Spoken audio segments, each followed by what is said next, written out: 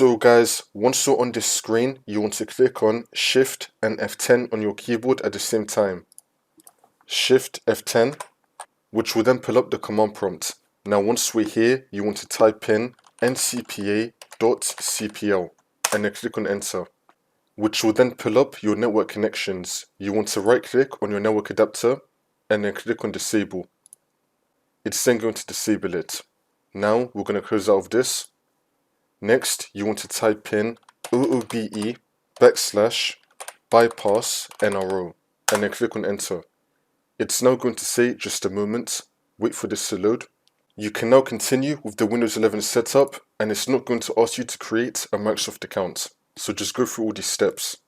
It's going to say, let's connect you to a network. You want to click on I don't have internet.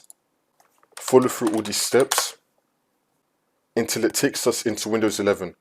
Now once you're on Windows, to enable your network adapter again, you want to go to search and type in view network connections. Click on it. Now once we're here, you want to find your network adapter that you disabled earlier. You want to right click on it and then click on enable. It's then going to enable it and you should be having Wi-Fi now.